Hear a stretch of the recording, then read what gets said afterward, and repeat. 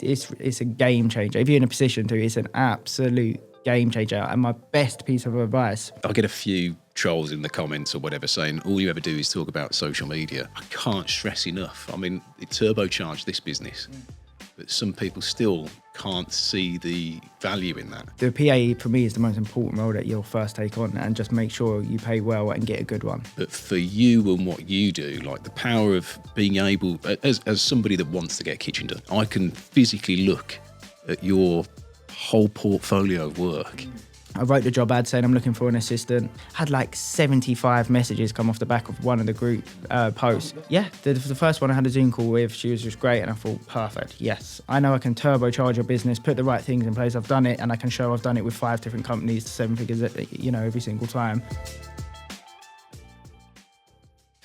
So you're back with another Trade Legends podcast, and I'm delighted to have another new guest on, and it's Joe from Pure Projects. So, Joe, do you just want to tell the people listening and watching exactly what it is that you do and the types of things that you do? And then we're going to get into asking you some questions to get a bit of background about your sort of story as to why you've ended up here in the Trade Legends podcast. In Birmingham, yeah. Well, thank you for having me on. It's good to be here. I was about to say there's worse places, isn't it? I thought.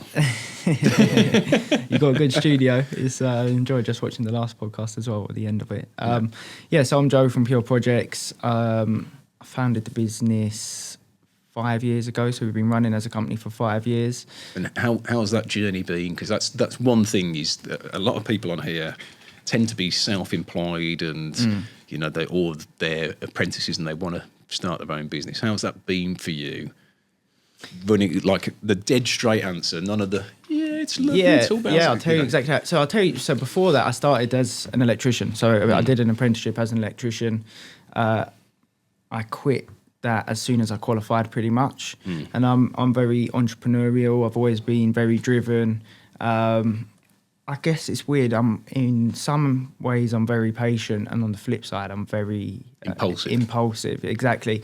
And I remember I think in this industry I used to always know I wanted to be at the top. And I just remember looking at some of my bosses where I was working.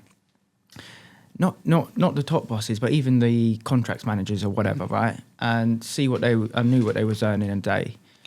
And I thought, in order for me to get your job, I'm going to have to be hanging around here for the next 15 years, 20 years. If I wanted to, and then obviously I started as an electrician, now I've got a full design and build company. Yeah. If I wanted to own a building company, I thought, how much have I got to learn all these different trades I've got to understand?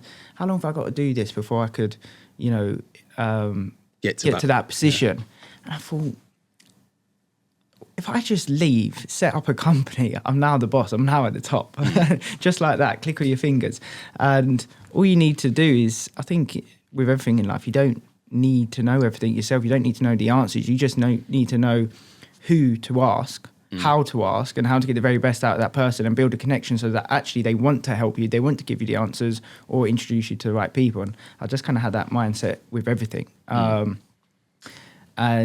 so, with that, obviously, so my dad was an electrician as well. Yeah. I presume when you went to school, were you academic, or was it always something trade related because your dad was a spark that you knew you'd end up in that? So I ended up I ended up starting sixth form, and with I had an opportunity with someone that was quite high up in banking, and that if I just got my A levels, whatever it is, I think I needed one maths based, one economics, business, and something else, then he could get me straight into whatever scheme it is. And 2 years later, you're on very good money. I knew the type of money bankers could earn. I knew a lot of it's about relationships and all that sort of thing.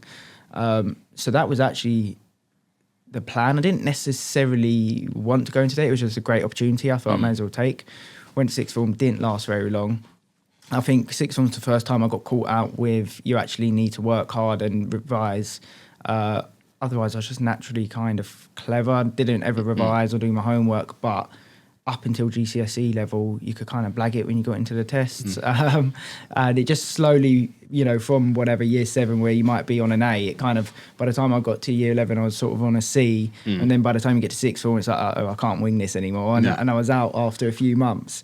And then, because I did weigh up before that, obviously going in to do an electrical apprenticeship apprenticeship or into the banking. Chose to give the banking a go. Obviously, the sixth form part didn't work out. So then, started in the apprenticeship. But then very quickly, I was looking to earn more money, you know. So first of all, I was just taking any work opportunity there was on the weekend. I'd work all weekends. If there was any evening work, I'd do that.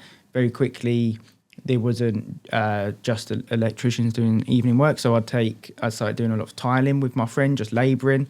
So go to work, you get up 5:30, get to work, finish at 4 o'clock or whatever, go straight to tiling, get there for 5 o'clock, maybe work till 11, 12 o'clock, back up the next day, just earning £10 an hour, but learning. And I knew that was going to pay off in the long run. And also, you're so tired that you're not spending money in the week then, and so you're saving money. And then on the weekend, we'd quite often work Saturday and Sunday. You work Saturday, pays for your night out Saturday night. You go into work hungover Sunday, but that becomes your profit.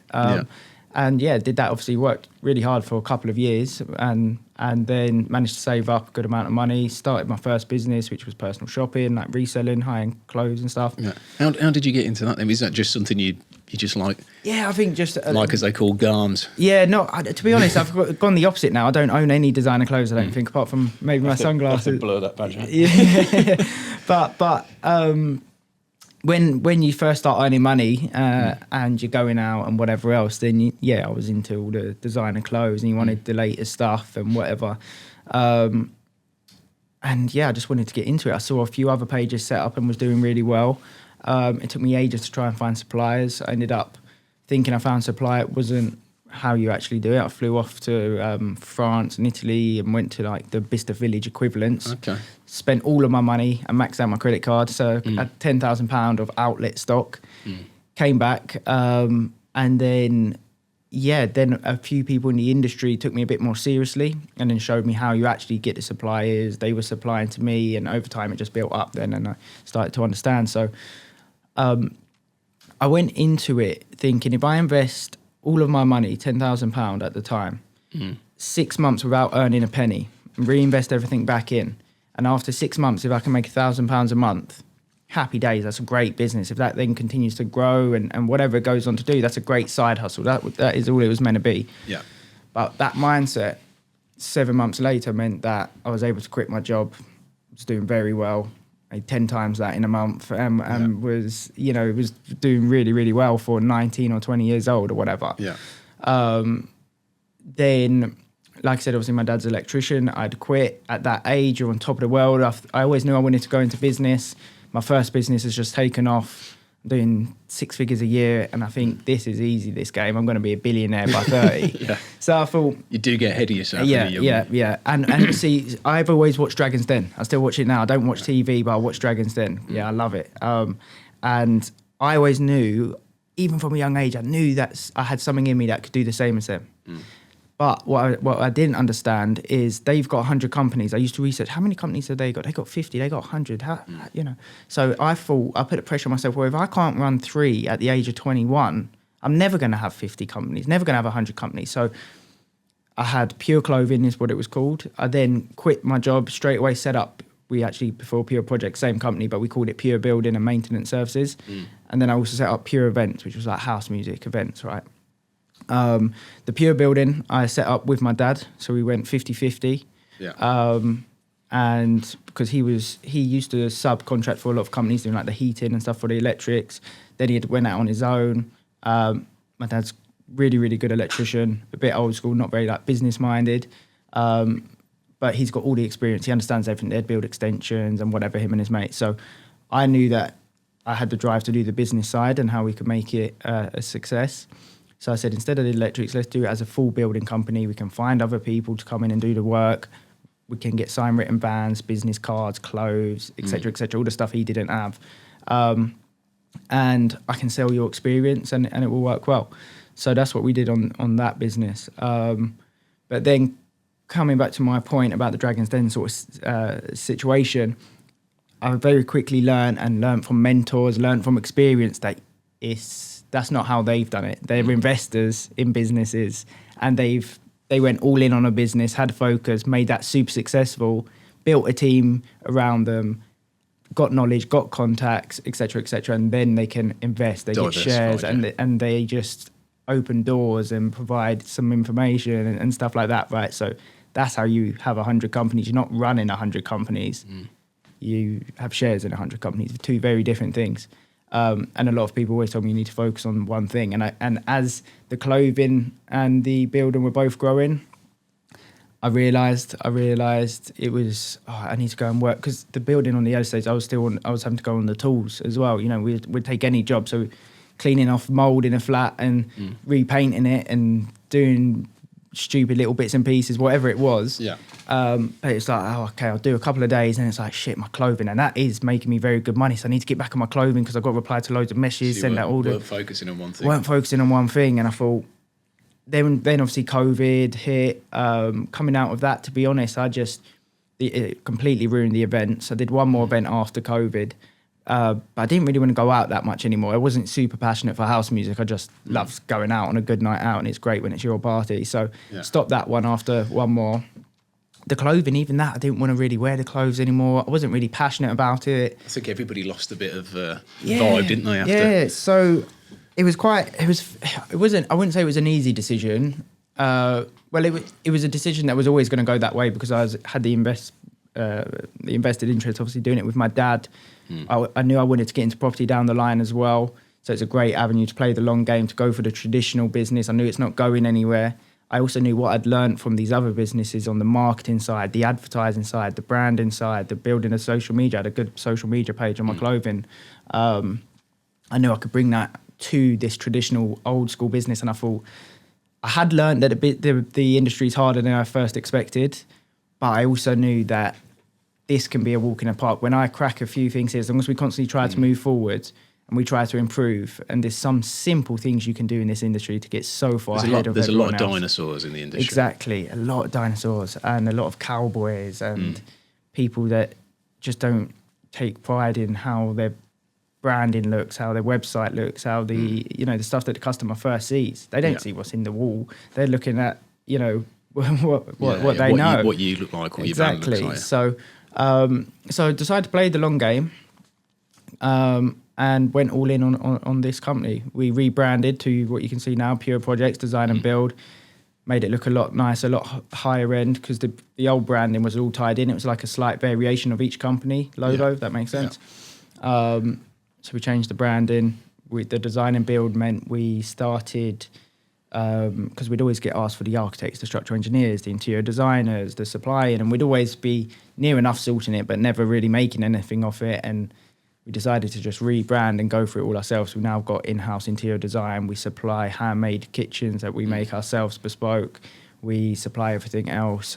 We don't have the architects and structural engineers in-house. I don't want them in-house, but we still completely take care of basically everything from start to finish to do with your house renovation. I know, obviously, what you're doing there, especially for higher net worth individuals. Yeah. They want somebody to come in and manage the whole process, which basically means you come to me and tell me what kitchens you can do me. You come to me and tell me what tiles I can get in my bathroom, or you come to me and tell me what furniture I can have in the house. That's it. So I feel like, where you target there and you're doing a one-stop shop, like a whole bespoke service. That is it, yeah. That's where you can actually increase a bit more value to yourself as a business. That's it. That is what clients with more money want. So because they don't have the time to. No, I'm just going to nip down to a tiling store and go and choose out all the. They want you to do the drawings, show them what can be achieved, because they don't know some of the time. And that's what I found. It worked. It's just a complete win-win scenario. So that's what the clients want. The type of clients that want that and can afford to pay that are willing to pay a premium for that, so we can increase our profit margins. The type of clients there I just feel more aligned with and relatable with. I don't like cheap and cheerful. I don't like doing things. We bought some rental properties, and I said to my assistant, she's dealing with actually getting them done, because I went there and I'm like, I'm going around with a contractor and I'm looking at the bathroom, and obviously I wanted to do it still nice but cheaper. It's a rental property. Yeah. I'm thinking you can't leave them without underfloor heating in the bathroom, or you can't. You don't just want plain tiles. Let's make it a bit nice. But in my head I'm thinking all of a sudden now money. we're just going to go up, up, up, up and up. I'm thinking, I'm not accustomed to that. I like to do things properly, make it nice. It's a good investment. It's the main place you're going to spend your time.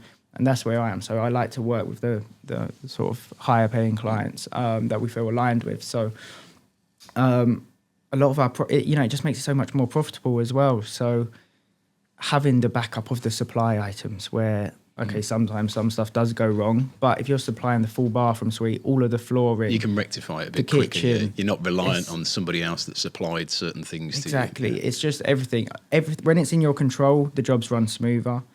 When you're taking care of everything, obviously you're making a markup on everything. Like the kitchens we do are really profitable, and that's good. We're still very competitive to like the likes of some of the big names out there that are charging 70k. We're still way under them. Yeah. But we can still make really good money. I never realised how expensive kitchens were. Yeah. And some of the like high end homes, like they have 2 kitchens, and the one's the servant kitchen or whatever it is. We're doing that at the minute. We've got chef's kitchen, family kitchen in the client's home, but we're supplying it and we're building it for them. Whereas before we'd recommend like a Tom Howley, who's good, nice kitchen, but they were charging like 70k. I got talking to a Sparky because I don't know how we got into kitchens, but he says, I've been over in Sutton Coldfield, like area called Four Oaks, real smart area over there.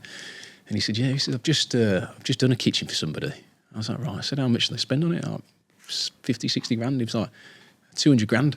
I went, right. And he goes, but not only that, he says, that was just the chef's kitchen. Bloody hell. He says, they've got 2 kitchens, and the other one, they've spent 200. I was like, £500,000 on that's kitchens. Ridiculous, and he was like, that's what they've spent on kitchens. Yeah, that's crazy. We're not at that level. Unbelievable. But that's obviously the way that you're starting, where you take everything in-house. That is somewhere where you can, as you get better at what you're doing, and sort of fine-tune the process. So even if you're showing people, okay, here's the drawings for it as well, and you're doing that whole process, you're working closer with architects on the initial drawings and design drawings and stuff like that. I feel like you've got more opportunity to evolve into doing stuff like that. That's it. And so with the kitchen, so our kitchens are, like I said, they're fully bespoke. We've got a warehouse. The guys have been making these kitchens for like 35 years, and we've done a great deal with them. And is that what you specialise in then? No, not all this has been added in the last 12 months, 12 months. What would you say your speciality is then for you? What's one thing that you really enjoy doing within the business? For me personally, or us as a company in terms of the actual work? A bit of both for you personally and for... So for me personally, I'm very visionary. I couldn't ever operate a business. I have to be growing a company. Standing still for me is moving backwards, So I like to be growing. I like to be thinking of new ideas. I like to, I love the marketing and the sales, that side of things. I love meeting clients and building strong relationships with them. I said to... Is it just still you and your dad, or have you got... Yeah. Got more members of staff now? Oh yeah, we've got more members of staff. Yeah. So we've got... So in the office now, I've got a great project manager. So he ran a company before with 65 guys, bigger than us. Really, really, really good, and very much on the detail. He's come on board full time. I've got my assistant. She's great.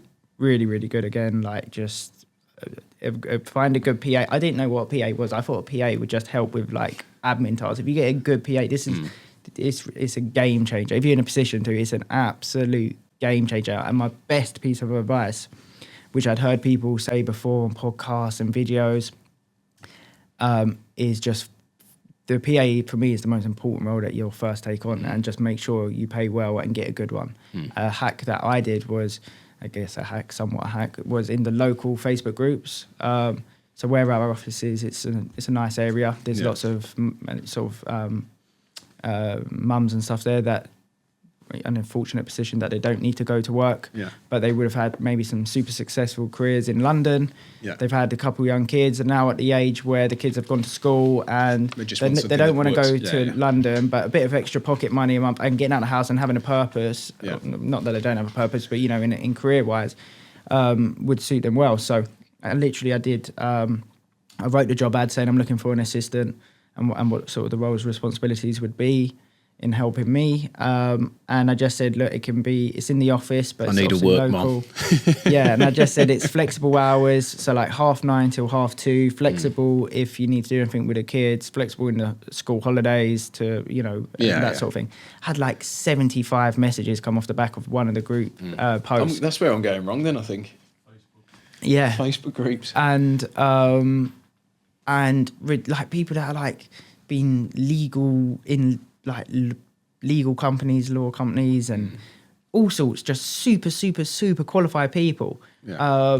And I'm paying well for an assistant, but it's not like London prices. Yeah, it's not crazy, and obviously part-time hours. But the first one I had a Zoom call with, she was just great, and I thought perfect, yes. And she's been a game changer. So she's helping with like the properties. Let's say we just bought these properties. Now she's just dealing with everything. How would you? So anybody listening or watching, because there's always going to be somebody that's a bit more aspirational, and I don't knock anybody if they just want to have their own business and they just want to go to work and they know where they stand. They don't have to sit and think about anybody else or think, oh, did they do this, or check up on their work. I mean, how would you summarise your 5-year adventure of business, even the stuff that you did before? How would you summarise it to somebody that was thinking, oh, I want to start my business, I've got a bit of aspiration, and any guidance that you could give them, or anything not to do? Just summarise your sort of first 5 years then, if you can do. Yeah, absolutely. I think there's having a small business where it is just you're still in tools. You want an apprentice, maybe I'm talking in electrics, whatever trade it is.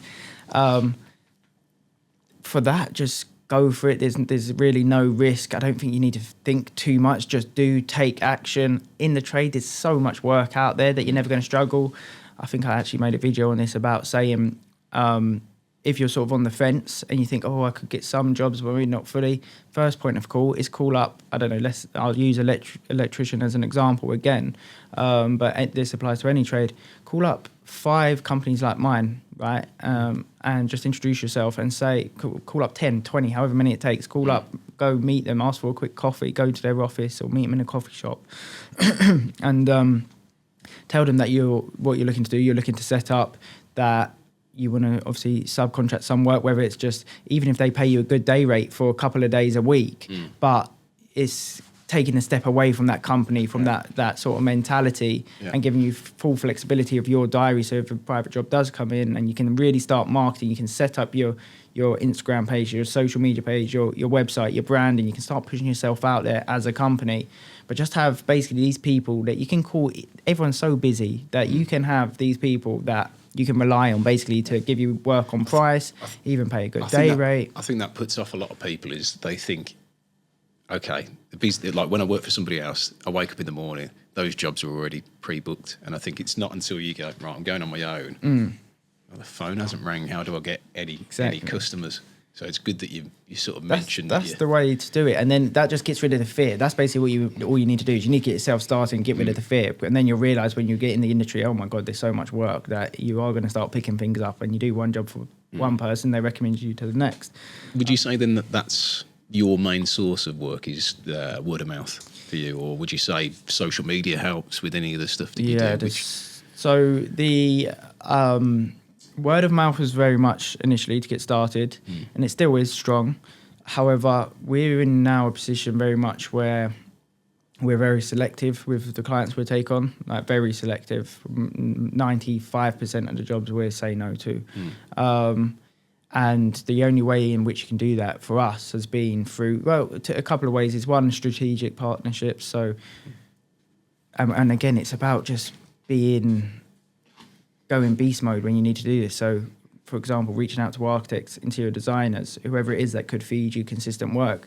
Don't say, one little meeting here is quite good, one meeting here is quite good. If you found one interior designer, one architect, and they provide you work and it works well there, go and call 100 other architects, and don't stop until you've called 100. How do you find 100? Go online, Google it. Go on the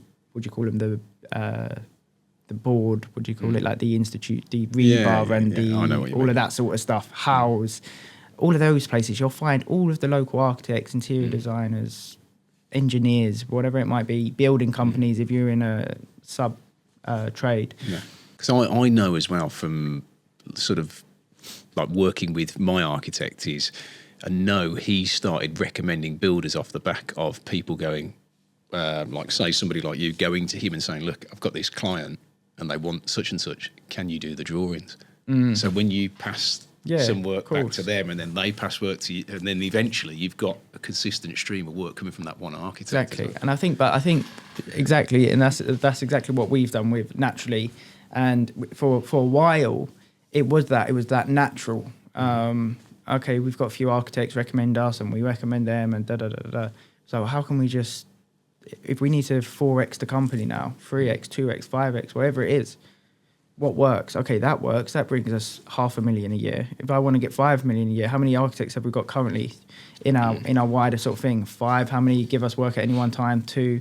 Okay, so if I had 50, how many people would I need to call? How many meetings do I need to book? I call 100 of architects, call 100 interior designers. Let me get in front of them. What do I need? I need a little brochure to put in front of them, show my work, show some reviews, that type of thing. And it's just a numbers game. Yeah. Understand your numbers, track everything. So for every 10 calls, I book 5 meetings. For every 5 meetings, I look at 2 jobs. For every 2 jobs, I win 1 job.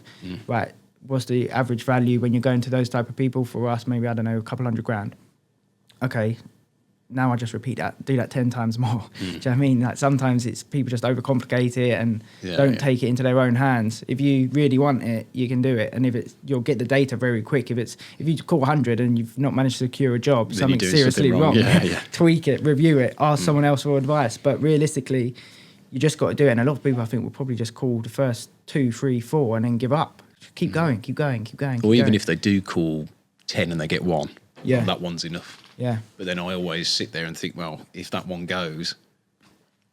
Today, I've been at, before I came here, I was at a job, nice area, nice clients, couple hundred grand job, maybe more if they want the kitchen and stuff. Exactly from that. It was from an interior designer. And that was the first one I'm going to look at for her. That was from maybe 6 months ago. I had a meeting, went for a coffee, got on really well. And there we are. Today I was looking at a job, so exactly there, proof in the pudding. Yeah. And so that's one avenue. Social media is a big avenue for us as well. Like we converted a project we're doing at the Six, £500,000, really nice 9-bedroom, the one with a chef's kitchen. We actually got double. One interior designer recommended us after that they're using. It's not our interior designer, it's a different one. But they also found us through social media, through paid advertising. I mean, I always stress to people because I get a few trolls in the comments or whatever saying all you ever do is talk about social media. But for you and what you do, like the power of being able, as somebody that wants to get a kitchen done or wants an extension done, whatever it is, I can physically look at your whole portfolio of work and sort of see videos of the work and see how it looked before, how it, rather than going on your website and just seeing the jobs that you pick out, I can literally follow and track what you're doing all the time and go, well, actually, I see you talking on camera and he's quite personal. He looks very smart. The van looks good or whatever it is.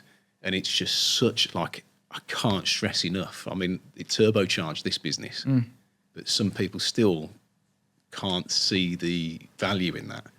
It's crazy. Of doing it, and people like trolling that, oh, you ever talk about social media? But it's just, you wouldn't be here if I hadn't. Exactly, without social media. This wouldn't be here. It's put it this way, so it's not just to expand on the social media and more on, for us, the whole look, the whole branding of everything.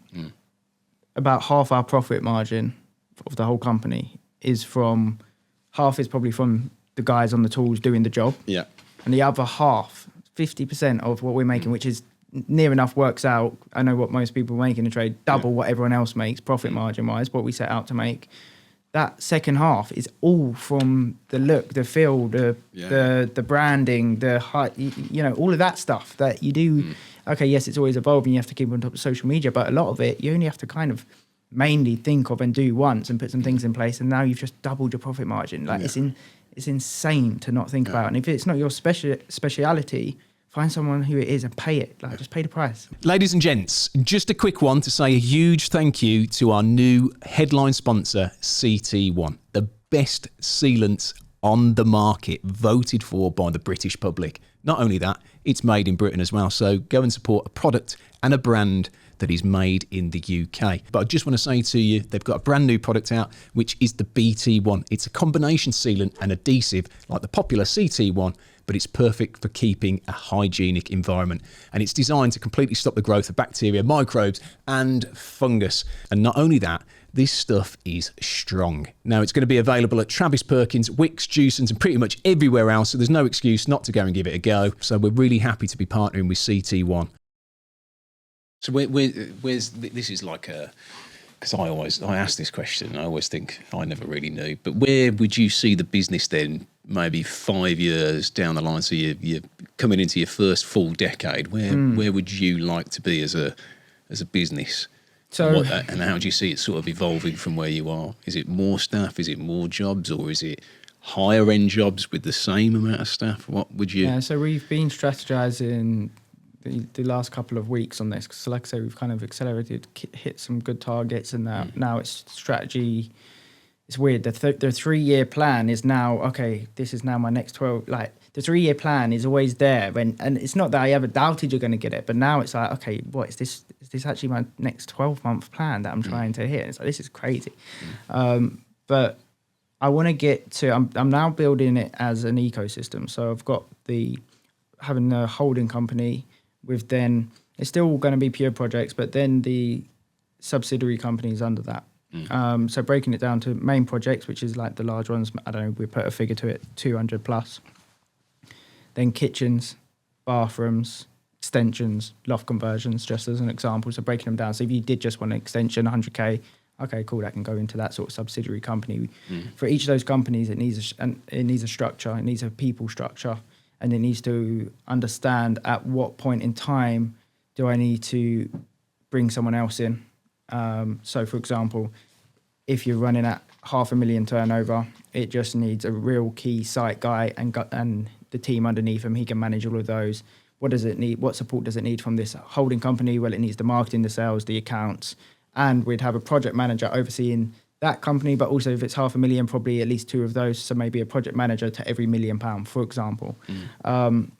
If it's at 2 million, okay, well maybe we'd need a project manager and an assistant project manager specifically to that subsidiary company, as well as maybe 2 of the site managers and a team of 15 guys underneath. And then what kind of support do they need from above? Maybe they need a dedicated accounts person or that type of thing, So just getting the people structure, that's the most important part. Yeah. But because I see it as, I don't feel like in this industry just going with one kind of core company, but getting bigger and bigger and bigger, but doing the type of jobs we're doing is possible, because there isn't a go-to. Become more specific. So I'm trying to break it down to just each of these, the bathroom company, I know I can get all of those quite easily to 1 million or 2 million turnover and build that £10 million ecosystem. Basically, that's what I'm looking for. £10 million, make it as profitable as possible, have the design, have the project management, have all of the people structure in place. Where you've got, for each company, you've got a key site guy with guys underneath him, the project managers, interior designers above that to liaise with them. And then, of course, you've got your marketing and stuff around that as well. Once we got to that, that's where I want to go through the acquisition phase, because then I've proved that I can do each individual company. I've done it anyway. Yeah. But now it's breaking it down actually and we've done that before. We've tested just running the bathrooms on their own as a sort of sub thing. We've tested all of it now, so we know we can go for this as long as we get the right people in place. Then I want to go through acquisition phase, where either I will acquire companies or I'd like to take shareholdings in other people's companies. So if you are very good on the tools, you've got a team of 10 guys, 15 guys, whatever it is underneath you, you're doing £1 million a year, but you're making 15% margin, but you want to, they're better on the tools and you can do the background. But you have to deal with the accounts, the this, the that. We can partner up. I'll take a shareholding. I know I can turbocharge your business, put the right things in place. I've done it, and I can show I've done it with 5 different companies to 7 figures, every single time. And I'd like to do that and take some either shareholdings in companies or acquire companies outright and bring that all into the ecosystem. Keeping my 10 million ecosystem, then going more organic with that growth and just let that grow, from the 10 to the 15 in an organic way over a 5-year period or whatever. Acquire business up to maybe another 5-10 million of turnover by acquiring to get it to what we're up to, about the 20-25. And then when I get to that point, move to Monaco. when I get to that point, I'd like to see. I'll have a lot of data. I'd know which levers can I pull. Some things will go far better than expected. Some won't work out. And then you just got to. Then you make a decision. What do you do from there? Do you go through a? Well, you could end up like a Charlie Mullins. Do you sell out? Do you go for a double? Because the thing is, if you've got the right people, and taking a £1 million company to £2 million is not that hard. Yes, it might be 10 companies, but if you've got the right people and all of them, and I know what levers to pull, you can go and double that. You start pushing any further, you get to the point why I've built the ecosystem in the first place. I don't want 20 million through one company. It's not, I don't feel like I don't like to say anything's impossible, but no one else is doing that, where they're just doing home renovations and they're turning over like 25, 30 million a year without it getting quite commercially and dropping your profit margins and the standard slipping and all of that sort of stuff. Yeah, I don't want any of that. It becomes a race to the bottom in that Exactly. sense. And the way I'm building the site managers for each of these ecosystems, the strategy I'm going for, I'm in some talks now with people that we know and we've used. It is that same strategy as what I just said in terms of the acquiring, but instead I want to bring them on with their full team. So I don't need to go and hire 100 more people on the tools for this. Instead, you've got a team of 10 guys that you've worked with for the last 10 years. You've got a good business, but actually you're not even making 15%. You try to, but then you're making 10%. Come with me. Your guys are great. I know you. I trust you. You've got incredible guys. You've got a good culture. And then we do a deal. And I'll make sure you've got an invested interest into this subsidiary company, some sort of profit share. So I'm not going to be greedy, but that way you can... I can trust you. As we're growing, I don't need to worry about trying to find labourers, or is this guy showing up, or have I got to pick this guy up, or any of that sort of stuff. Yeah. You're here. You're going to take care of all of that, maintain the culture of the business, have eyes on absolutely everything, so we can not let that standard slip. You've got the support of project management and interior design and quoting and everything above you. And it's just about that. It's building that structure and it's shortcutting. How long is it going to? Let's say 3 companies, and I went 10 guys underneath each one. 30 guys, or maybe then with their network they expand another 5, so we get to 45 guys, right? How long? And they're all culturally fit, they work together, they like each other, they know each other, so on and so forth. Yeah, and we know they're good, reliable. How many guys would I have to go through now to get that? To that, yeah. 150 guys. How much time, effort, money, mistakes, reputation is that going to cost me? So.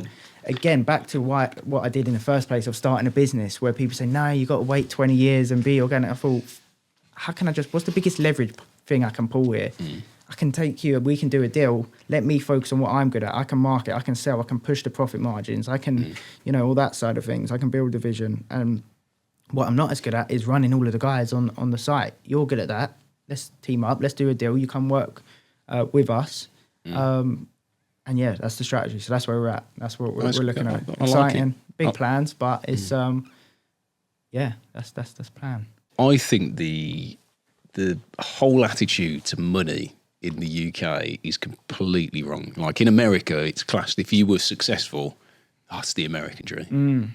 People are rooting for you, and I find it's probably very similar now in Dubai. Is like, you drive a Rolls Royce down the street, no one cares because there's 20 other Rolls Royces. And I feel like the culture over here as the years have progressed has been the sneering of it and the elite. I hate it when I hear people going, the elites and all this sort of stuff. And I always think everybody has a similar opportunity. Don't get me wrong.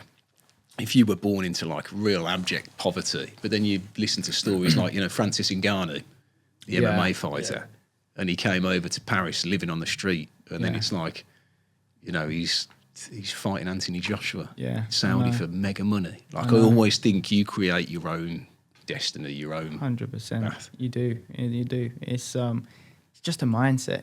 That's everything. It's your mindset, and it's trying to break any limiting beliefs and understand that you can change your beliefs, and you need to review your beliefs on a regular basis. And I now have become consciously aware of that. And I've done, we did like training NLP. I don't know if you're familiar with it. And that's been pivotal in the last sort of year or two. And that's great just for business, sales, building relationships, and also just for taking control of your own mind. And so from that, I've become a lot more consciously aware to question some of my beliefs where where I think I'm ambitious, but actually I still have beliefs that's limiting myself. And it thinks, why can't I do this? Why, it's just leverage is the biggest thing that you can look at, I think. For example, Richard Branson says if he wants to start a company, he'll go to the COO or something of the biggest company, so the number 2 or the number 3, and say, do you want to start a company with me? And similar to what my concept is with the ecosystem, that's where some inspiration for it, I guess, has come. Do you want to set up a company? And of course, they've always been in number 2 or number 3. And you say, you're going to be the main man. This is the sort of, he makes sure it's a win-win scenario deal. This is what I can bring to the table. This is what you're going to bring to the table. And this is how we're going to go into business together. And then he gives them the tools, the resources. He'd do the marketing, the team around him, and they get out of their way because you're the guy, you're the expert. The only thing I'll ever say from here is you build something, and because you're so busy building it. And one thing I actually really enjoy about social media now is obviously documenting what you do. And I just wish it had been around to document what we did here. More so for memories for myself. But because sometimes you're that engrossed in it, you don't, like you say, you don't get the chance to reflect and go, oh, shit, I've done all right. Do you know what I mean? Because you're never quite satisfied with everything. You go, I want more all the time. Yeah, I know. That's the... do you know what? I just enjoy it now. I enjoy it a lot more since we had the team. It was just before where I was just sat around my dining room table and no one's bounced ideas. Now it's always more fun to do it with good people in the office, and it's a great environment in the office.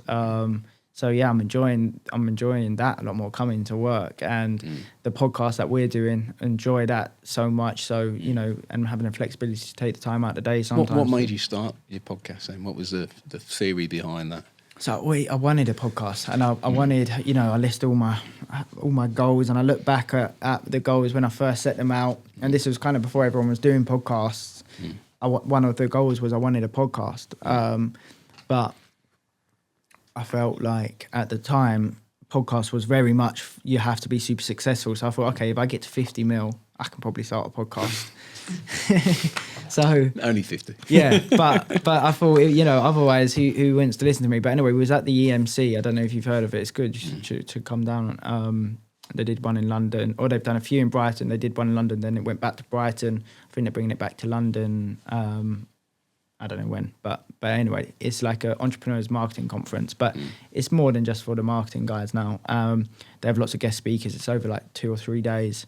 And one of the speakers there was James Burt, who we know well now, and he's in the podcasting space. He helped us get started on our podcast. He was doing a talk on stage. And I sat next to my friend Jake, who's one of the co-hosts that I do it with. And I said, oh, mate, one day, man, I'm telling you, I'm going to have a podcast. Like, I'd love it. And he was like, why don't you start now? And I thought, because what would I want to talk about on the podcast? Business, entrepreneurship, investing. Where am I at the second? You've got people like whoever, Stephen Bartlett and Richard Branson going on a podcast to talk business. So he's worth $1 billion. Richard Branson, near enough $1 billion off from him. So why are you going to listen to me about it? And he said, and then it got me thinking. I thought, actually, when I watched those Stephen Bartlett to Richard Branson podcasts, it's great. It's inspiring. It's good to hear that he came from nothing. It's good to take some nuggets from. But at the same time, when he talks about going through hard times and just getting started, he's talking about 50 years ago or 40 years ago or whatever. And even if he's not deliberately doing it, which I'm sure he's not, but naturally, you can't, unless you've just lived in that moment, you're not going to remember quite what it was actually like. Your memory becomes a bit tainted, right? If you're filming on your yacht talking about the hard times 40 years later, is it really as connecting or beneficial to someone that's 1 or 2 steps behind you? Like they always say with your mentors, you want your mentor a step or 2 behind you, right? Sorry, not behind you. That wouldn't be very useful, would it? Yeah. In front of you. So I looked at it then, I thought in terms of the podcast in the same way, I thought, well, I know I'm going to get there. I know we're going to be successful. So why don't we start now, document the journey and make sure it's very clear to people. We're not saying, listen to us, we're super successful. But actually, we're going to do some episodes of us boys and rounding up what we're going through in business. What struggles did we have last week and how have we overcome them, or discussing how we can overcome them. And then we're going to also get guests on ahead of us so that we can learn selfishly and get to meet great people and network with people. But then if it's good for us, we know that listeners at home will equally find it as useful. And we'd always sit around. People can relate better if they're on the same journey as you, I think. Massively. And so we've had some of the people, the conversation, it's like, it's crazy, it's done, it's not done, it's not, it's a work in progress. We've been going just over a year. I always think with the podcast is, even if you can just get one little nugget of info from something, and I think like the amount of people that were asking me, we recently did a podcast with a wealth manager, Matt. I listened to it. And the amount of people that had been asking me for it. And then I would say to people like, did you listen to it?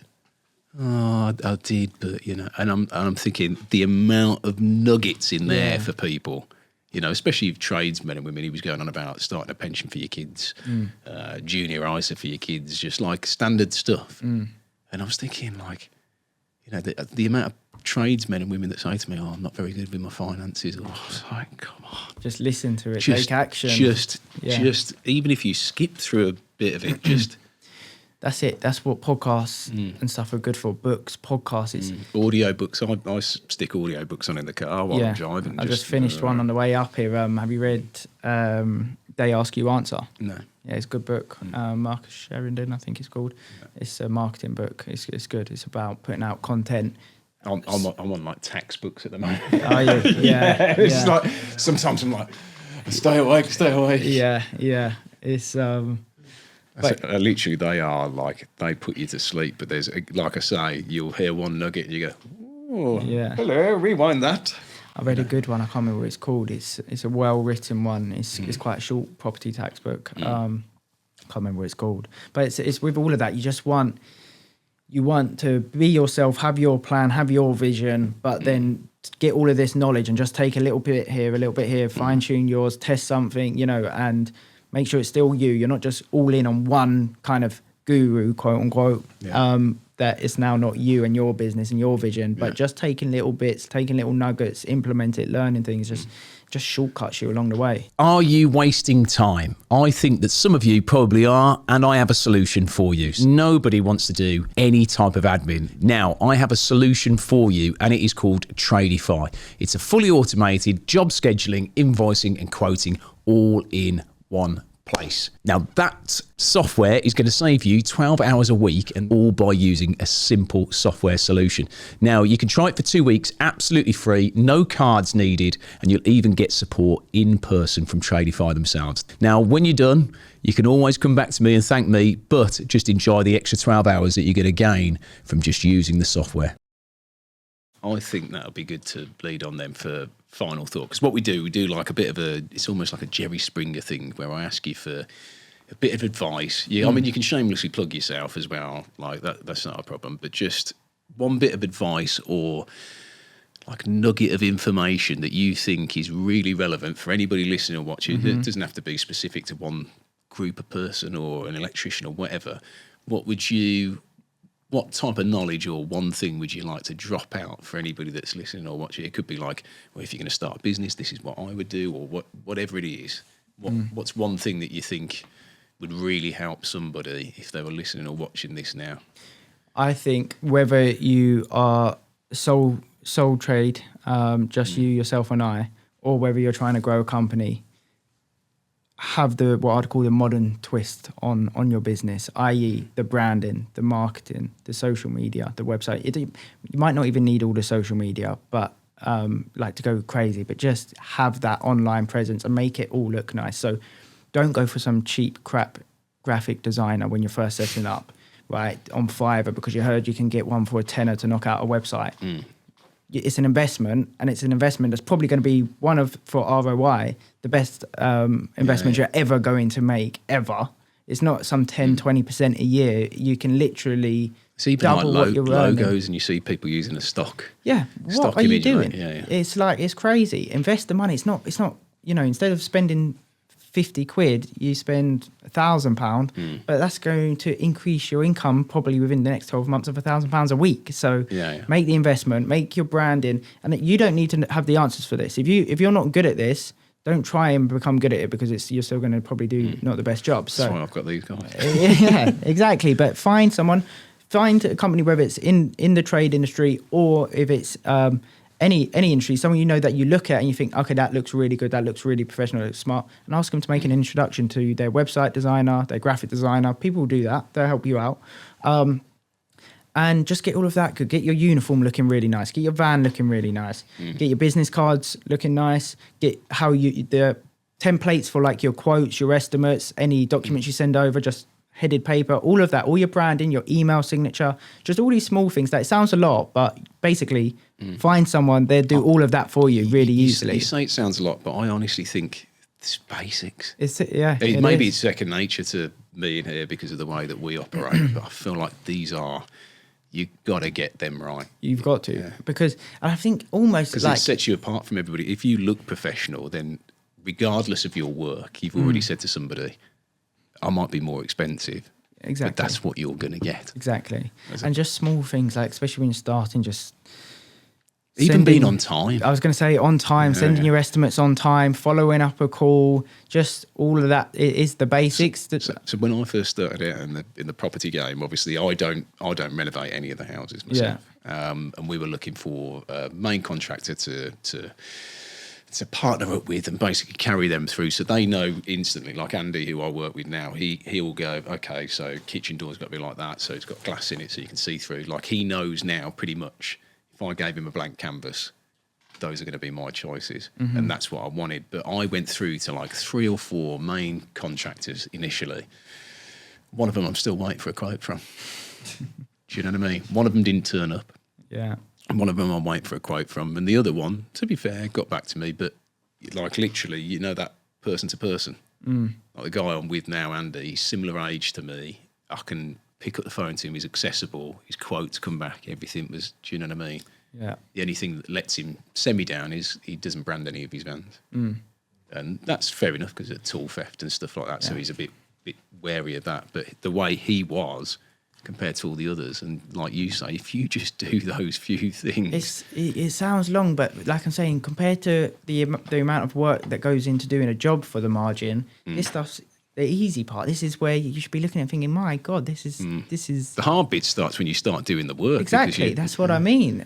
And yet you can earn the same margins just off of this part. Of course, you then go and do the work. But if you really find someone to do the work, you can make the same margin off of just taking care of all of this stuff and staying on top of it. So literally, that's not even a bad idea. If you wanted to just take someone to do the work, you really focus on this. You can earn the same money and do that, just stay on top of things. So like I say, find good people to get it set up for you if it's not your strong point. Even if you're a sole trader and you're going in and instead of charging 200 a day, you can now easily go and charge 350 quid a day. And if you're going for the higher paying clients, if you're charging 200k or 350k, for a lot of people, they're still going to take a good look over it. 200 to 350, people will probably be surprised, like, no chance, I can't just up my rate like that. You can if you make yourself look really well. Most people would happily pay 150 quid more a day if they're only employing you. Let's say you're a small trade where you're only doing 2 weeks work. Especially if you turn up on time. Yeah, exactly. It's like, and they don't have to chase where's that invoice or where's this or whatever. Just the basics, basically. Yeah, I think I'm enjoying it more now. I think basically my project manager is much more than a project manager. He's going to take care of all operational side of delivering the projects and everything, so that I can just go around, show face, smile, build good relationships, but then he'll deal with the stuff. I can do the marketing, sales, the content. I'm going to really double, triple down on the content because it's so powerful. Again, you grow your following, online presence. You can just up your prices. If I had 100k followers, let's say, now I could probably double my prices even on the big jobs. It's ridiculous. So so I'm going to really focus on that, and I think that just naturally, if you then get creative with that, how you're doing it, it becomes more enjoyable. I want to get to a stage where, and we're close, like I say, we're just basically these next set of jobs. So I'm wrapping up 2 jobs at the second. The big job that my project manager's already on, I'm still involved, but like I say, he's taking care of. And then we've got a good few coming up starting, which he's basically now going to be the man for over the next 6 months. Obviously, there's going to be lots of back and forth and integrating, but after that, I'll feel a lot more free and being able to work on what I want to work on and come and do things like this just during the day, knowing that all the rest of the business is taken care of. And actually, I don't sit here feeling guilty, like I've got to check my phone, I've got to do this, I've got to do that. So I can see it now. I can see sort of that. The light at the end of the tunnel. The light at the end of the tunnel. And I know I'm going to... I've always known that my personality type and how I'm going to be is I will be best placed to run a bigger... not big, it depends on your context, but a bigger, not a startup.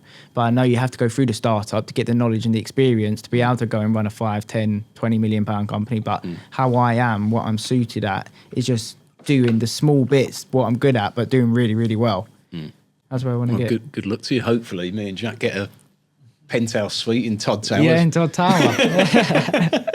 I'd love that. I'd be like, where'd you live, Todd Tower? Yeah, where do I build it? That's the question. But stuff like that, like, you know, like you said, I could have you on here and you go away and you've got a Todd Tower. Todd Tower. Next episode in Todd Tower. And I'd love in 20 years' time to be interviewing you and you'd be like, absolutely smashed it out of the park, mate. Yeah. So good luck to you and appreciate it. And enjoy it, because I don't know how old you are now. I'm 41. 26. Life just goes.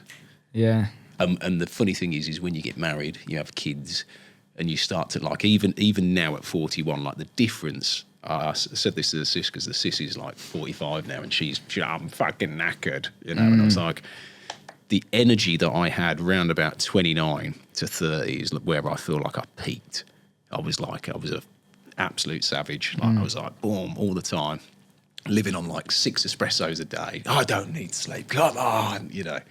And you start to get to 41, and you think, I wish I had that, like, that energy. Are you not glad though that when you did have the energy, you did what you did to be in the position you are now? Yeah, I'm very.